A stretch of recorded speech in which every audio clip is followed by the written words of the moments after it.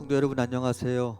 오늘 책 읽어주는 목사 8번째 시간 갈릴리 간절함의 자리에 7번째 챕터를 살펴보도록 하겠습니다.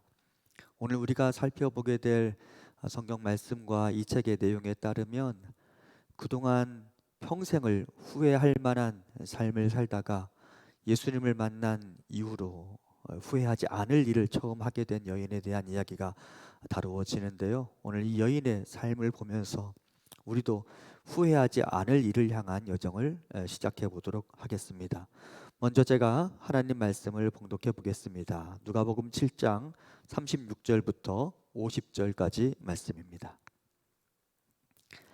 한 바리새인이 예수께 자기와 함께 잡수시기를 청하니 이에 바리새인의 집에 들어가 앉으셨을 때에 그 동네에 죄를 지은 한 여자가 있어 예수께서 바리새인의 집에 앉아 계심을 알고 향유 담은 옥합을 가지고 와서 예수의 뒤로 그 발 곁에 서서 울며 눈물로 그 발을 적시고 자기의 머리털로 닦고 그 발에 입 맞추고 향유를 부으니 예수를 청한 바리새인이 그것을 보고 마음에 이르되 이 사람이 만일 선지자라면 자기를 만지는 이 여자가 누구며 어떠한 자 곧 죄인인 줄을 알았으리라 하거늘 예수께서 대답하여 이르시되 시몬아 내가 내게 이를 말이 있다 하시니 그가 이르되 선생님 말씀하소서.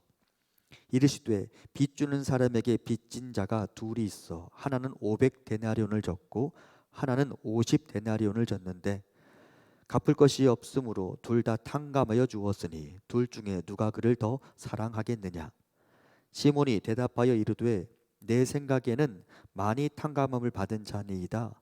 이르시되 내 판단이 옳다 하시고 그 여자를 돌아보시며 시몬에게 이르시되 이 여자를 보느냐. 내가 내 집에 들어올 때 너는 내게 발 씻을 물도 주지 아니하였으되 이 여자는 눈물로 내 발을 적시고 그 머리털로 닦았으며 너는 내게 입 맞추지 아니하였으되 그는 내가 들어올 때로부터 내 발에 입 맞추기를 그치지 아니하였으며 너는 내 머리에 감람유도 붓지 아니하였으되 그는 향유를 내 발에 부었느니라. 이러므로 내가 내게 말하노니 그의 많은 죄가 사하여 졌도다. 이는 그의 사랑함이 많음이라. 사함을 받은 일이 적은 자는 적게 사랑하느니라.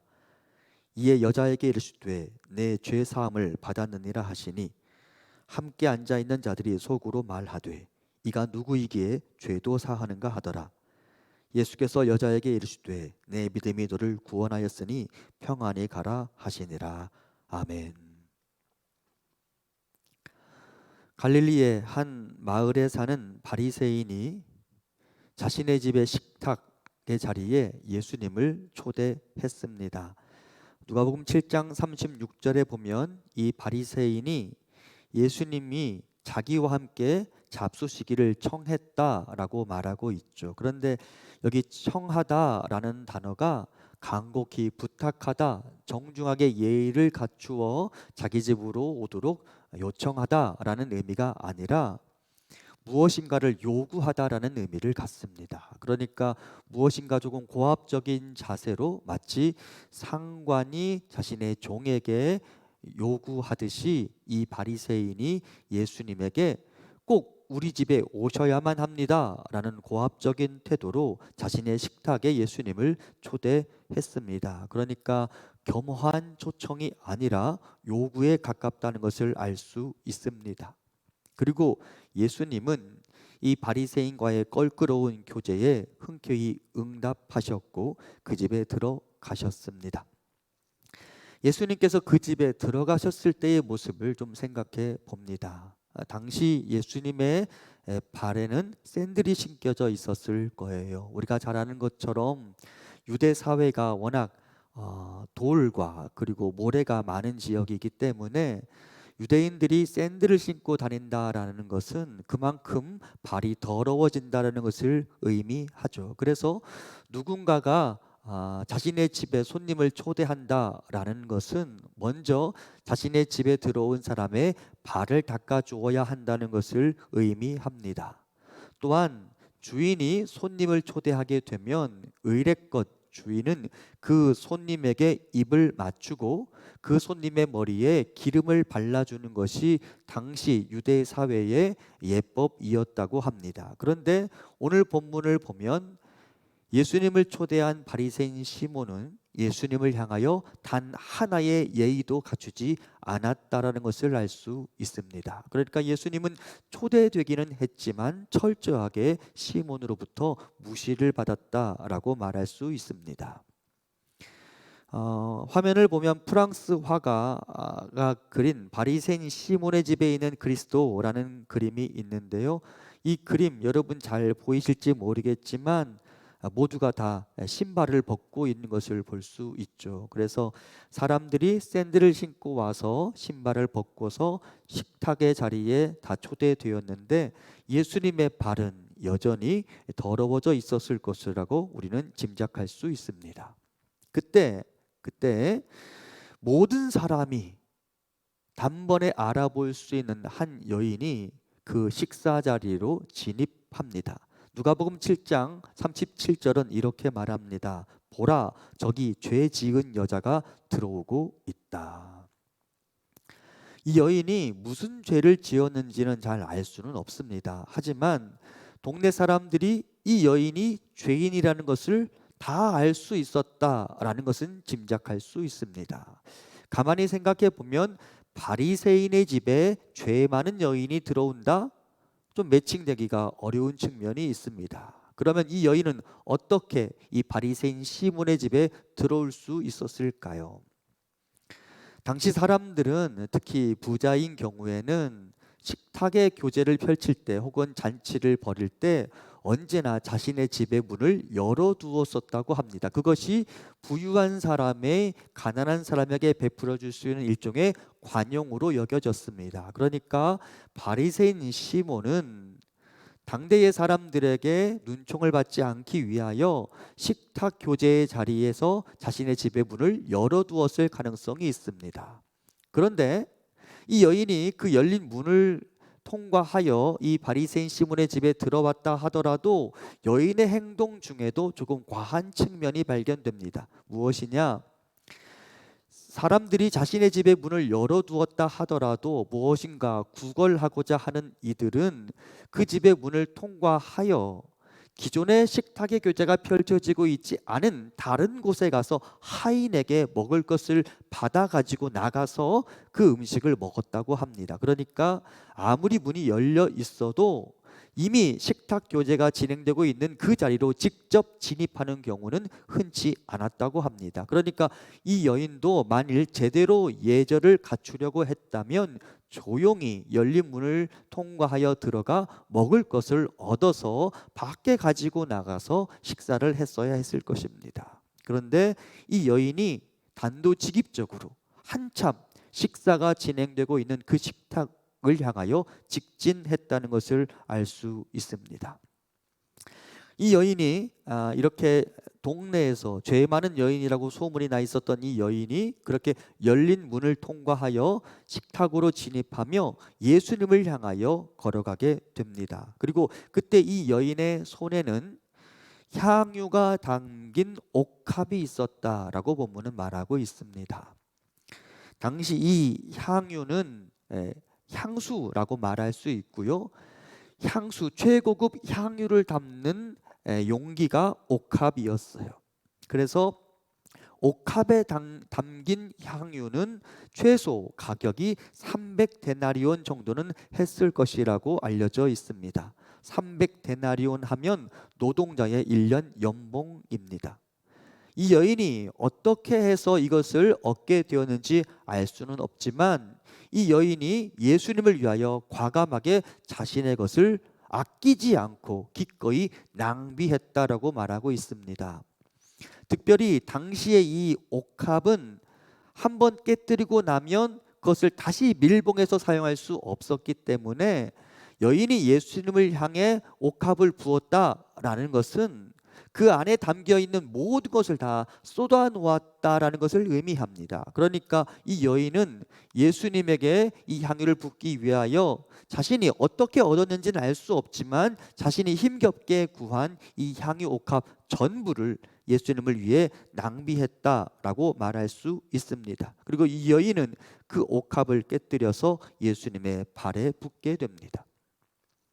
좀 주목할 부분은 앞서 언급했던 대로 예수님을 초대한 바리새인의 이름은 시몬이라고 본문이 언급하고 있는 반면 오늘 본문을 보면 이 여인의 이름은 철저하게 무명으로 등장합니다. 그러니까 이름도 등장하지 않는 죄 많은 한 여인이 예수님에게 다가와서 향유 옥합을 깨뜨렸습니다. 그리고 그러기 전에 이 여인이 예수님 뒤로 가서 그 발 곁에 섰다라고 본문은 말하고 있습니다. 예수님이 이렇게 비스듬하게 식사를 위하여 약간 누워있는 자세로 있었을 가능성이 높고 여인이 이 뒤에서 예수님을 바라보았을 것입니다. 그러면 이 여인의 눈에 뭐가 들어오게 되어 있느냐? 예수님의 발이 눈에 들어오게 되어 있습니다. 여전히 먼지가 묻어있는 그 발, 갈릴리 호수 주변을 누비시면서 힘든 사람들, 어려운 사람들을 돌보시고 그들을 고치시고 그들을 위로하시기 위하여 곳곳을 누비셨던 더럽혀진 예수님의 발을 그 여인이 볼 수 있었을 것입니다. 그리고 오늘 본문 38절을 보면 그 여인은 그 발 곁에 서서 울며 눈물로 그 발을 적셨다라고 말하고 있습니다. 여기서 적시다라는 단어가 찔끔찔끔 흐르는 눈물로 예수님의 발을 닦았다라는 의미가 아닙니다. 원문에 사용된 단어를 보면 여기 적시다라는 단어가 비를 보내다라는 의미를 갖는데요. 그러니까 이 여인이 그야말로 예수님의 발을 닦으면서 펑펑 울었다라고 말할 수 있습니다. 그리고 충분히 많은 눈물을 흘려서 그 많은 눈물로 예수님의 발을 닦았다라고 말할 수 있습니다. 그리고 여인은 자기 머리털로 예수님의 발을 닦았다라고 본문은 기록하고 있습니다. 학자들에 따르면 당시의 문화상으로 여인이 자기 머리카락을 풀어헤치는 행위 자체가 사람들에게는 긍정적인 신호로 보이지 않았다고 합니다. 당시에 그리스 신화에 따르면 메두사가 포세이돈을 유혹하는 장면이 나오는데 그때 메두사가 포세이돈을 유혹할 때 필살기로 썼던 것이 그녀의 머리카락이었습니다. 그리고 나중에는 그녀의 그 머리카락이 뱀과 같이 됐다라는 신화가 있죠. 그래서 여인이 자신의 머리카락을 풀어헤친다라는 것은 상대방 남성을 성적으로 유혹하는 것을 의미했다고 알려져 있습니다. 게다가 그 머리카락으로 발을 닦는다는 행위 또한 성적인 유혹의 의미를 갖고 있다라고 사람들이 해석하곤 합니다. 하지만 이 본문 어디를 보아도 이 여인이 예수님을 성적으로 유혹했다라는 인상은 받기 어려운 게 사실입니다. 오히려 이 여인이 많은 눈물을 흘리며 머리카락을 풀어 헤쳤다라는 것은 이스라엘 백성들에게 있어서 큰 고통, 큰 슬픔의 때에 일어나는 한 사람의 모습을 상징한다고 볼 수 있습니다. 이스라엘 사람들은 큰 슬픔이 있을 때 자신의 머리를 풀어서 자신의 얼굴을 가리는 전통이 있었죠. 여인은 예수님의 발을 닦으면서 머리카락을 풀어서 자신의 얼굴을 가렸다라고 말할 수 있습니다. 그리고 이제 곧 십자가를 지실 예수님의 장례를 준비하면서 예수님이 걸어가실 십자가의 길, 골고다의 길을 내다보면서 여인이 눈물을 흘리고 그 눈물로 예수님의 발을 닦았다라고 말할 수 있습니다. 피터 폴 루벤스라는 사람이 그린 그림을 보아도 여인이 자신의 눈물로 머리카락을 풀어헤치고 예수님의 발을 닦았던 장면이 이렇게 묘사되고 있습니다. 여인은 지금 예수님의 십자가 사건을 내다보고 큰 슬픔 가운데 주님의 발을 닦고 있습니다. 또한 그 본문에 보면 이렇게 말합니다. 그 여인이 그 말에 입을 맞추고 향유를 부었다라고 말하죠. 여기서 입을 맞추다라는 단어가 이스라엘 백성들이 서로 인사 때 주고받는 가벼운 키스가 아니라 깊은 사랑을 표현할 때 사용되는 단어가 사용되었다고 합니다. 그러니까 이 여인은 예수님을 향하여 깊은 사랑을 표현하고 깊은 애정을 표현했다라고 말할 수 있습니다. 여기 등장하는 이 입을 맞추고라는 단어가 또 어디 등장하냐면 누가복음 15장 20절에서 집을 나갔다 돌아온 둘째 아들을 맞이하는 아버지의 모습에서 똑같은 단어가 사용됩니다. 그러니까 이 단어가 얼마나 깊은 애정을 담고 있는지를 알 수 있죠. 그래서 이 여인이 예수님을 향하여 어떠한 마음을 가지고 있었는지를 우리는 짐작할 수 있습니다. 그런데 성경 본문을 읽어가다 보면 이 똑같은 단어가 유다의 배신 장면에 등장하는 것을 볼 수 있습니다.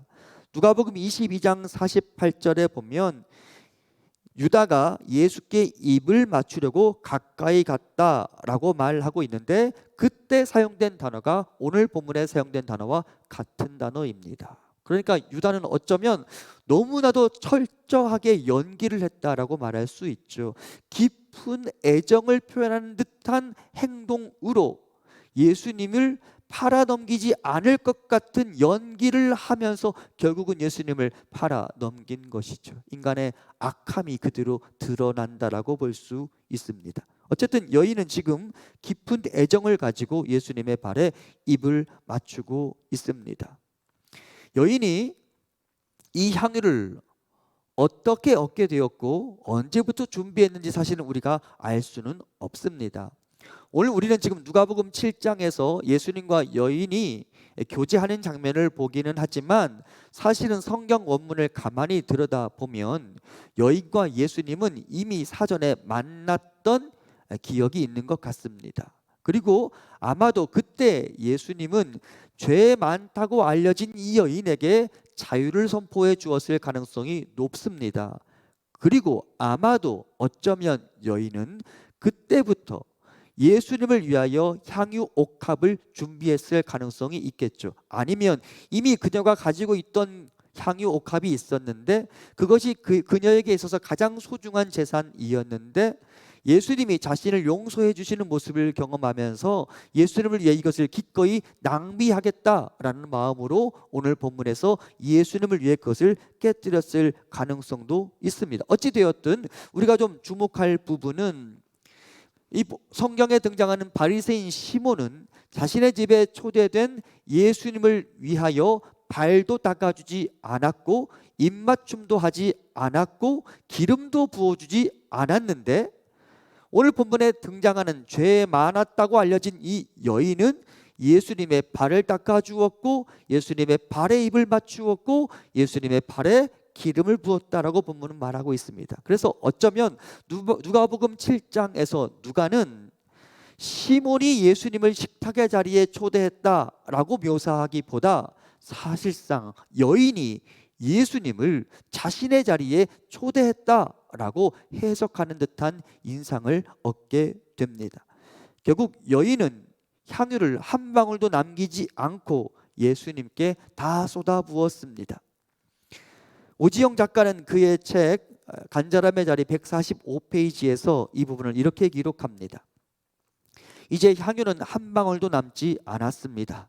한 방울 한 방울의 향기 나는 기름은 주님의 발 위로 모두 쏟아졌습니다. 이날 옥합만 깨진 것이 아닙니다. 그녀도 주님 앞에 이미 산산이 부서졌습니다. 향유의 향기로움이 아니라 그녀의 삶 전체에 이미 그리스도의 향기가 배어 있습니다. 세상 끝까지라도 퍼져나갈 듯이 진한 향기입니다. 여인은 그동안 후회할 일만 하고 살아왔습니다. 그런데 오늘 드디어 그녀의 평생에 후회하지 않을 일을 해냅니다. 주님을 사랑하는 일, 주님께 고백하는 일, 주님과 사랑을 나누는 일. 평생을 후회할 일만 하고 살아왔던 그녀가 드디어 후회하지 않을 일을 행하게 된 것입니다. 왜? 예수님이 자신의 죄를 사해 주셨고 예수님으로부터 받은 구원의 은혜가 그녀를 감동시켰기 때문입니다. 그리고 그녀는 자신의 손을 잡아주신 그 예수님을 기억하며 자신의 손으로, 자신의 머리로 예수님의 가장 더러운 부분을 기꺼이 닦아주는 모습을 연출해 냅니다. 그리고 이제 주님이 이렇게 말씀하십니다. 그의 많은 죄가 사하여졌도다. 이는 그의 사랑함이 많음이라. 사함을 받은 일이 적은 자는 적게 사랑하느니라. 앞서 말씀드린 것처럼 이 본문을 통해 우리는 예수님과 여인의 만남이 이번 한 번만은 아니었을 것이라고 추정해 볼 수 있습니다. 여러분께 다 설명드리긴 어렵지만 이 본문에 사용된 동사들이 이미 그것을 설명해 주거든요. 그래서 이 본문은 이렇게 해석해야 합니다. 예수님이 여인을 이미 용서해 주었습니다. 그리고 용서함을 받은 여인은 그 사랑에 반응하여 예수님께 사랑을 표현했습니다. 예수님으로부터 용서함을 받은 그 사랑이 너무나 커서 지극히 큰 사랑을 예수님께 보여드렸습니다. 그리고 주님은 그녀에게 다시 한번 선언하십니다. 죄사함을 받았다, 평안히 가라. 여러분, 여기서 주목할 게 있어요. 주님이 우리에게 말씀하시는 평안은 죄가 사라진 자에게 임하는 것입니다. 죄가 내 마음속에 있고, 죄가 내 습관에 남아있고, 죄가 내 생각에 남아있고, 죄가 내 삶에 그대로 묻어있으면 그 사람은 절대 평안을 누릴 수가 없습니다. 여러분, 성경을 읽어보면 평안은 언제나 죄가 사라지고 의가 확보된 자리에 임하는 것입니다. 그래서 이 여인은 죄 용서함을 받고 드디어 주님으로부터 샬롬의 메시지를 들을 수 있었습니다. 우리가 우리 영혼 가운데 평안을 누리기를 원한다면, 그래서 우리는 당장에 지금 바로 그 죄의 문제를 해결해야만 합니다.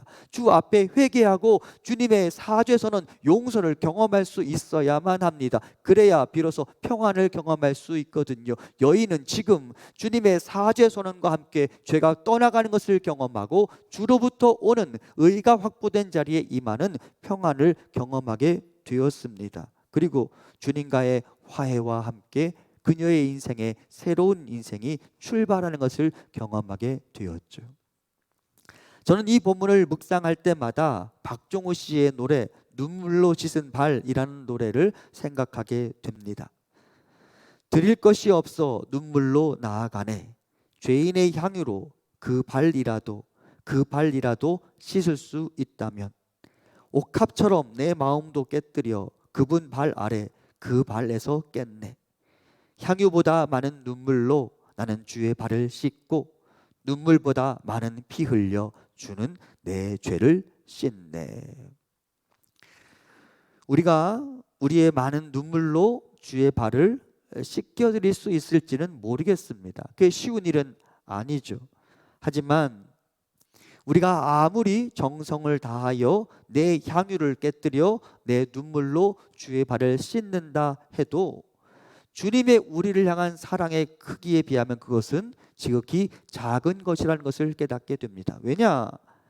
향유보다 많은 눈물로 나는 주의 발을 씻고 눈물보다 많은 피 흘려주는 내 죄를 씻으셨기 때문입니다. 그것을 우리가 어찌 다 감당할 수 있겠어요? 우리가 그것을 어찌 다 갚을 수 있겠어요? 그것이야말로 1만 달란트에 같이 해당되는 것이죠. 우리가 절대 갚을 수 없는.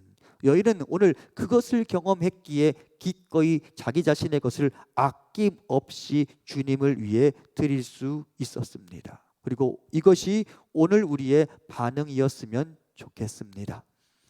주님이 자기 자신을 깨뜨려서 자기 자신의 모든 피를 흘려서 나를 씻기셨다라는 사실을 우리 기억합시다. 그것을 기억하잖아요. 그것을 깨닫게 되잖아요. 그러면 나는 기꺼이 내 향유 옥합을 깨뜨려 주께 내 사랑을 보여드리게 되어 있습니다. 오늘 여인이 자신이 받은 죄 용서의 선언, 그것에 감동하여 주님을 사실상 자신의 인생에 초대하며 예수님에게 입맞추고 예수님에게 기름을 붓고 예수님의 발을 씻어 주었던 것처럼 우리도 우리의 인생에 예수님을 초대하고 내 앞에 계신 주님께 나의 향유옥합을 깨뜨리는 인생이 될 수 있기를 바랍니다. 그리고 그동안 후회할 만한 일들을 하고 살았다면 이제 그 후회할 만한 일들은 우리 인생의 뒤로 보내고 후회하지 않을 일을 하며 주 앞에서 새로운 인생을 살아가는 우리가 될 수 있기를 간절히 소망합니다. 기도하겠습니다.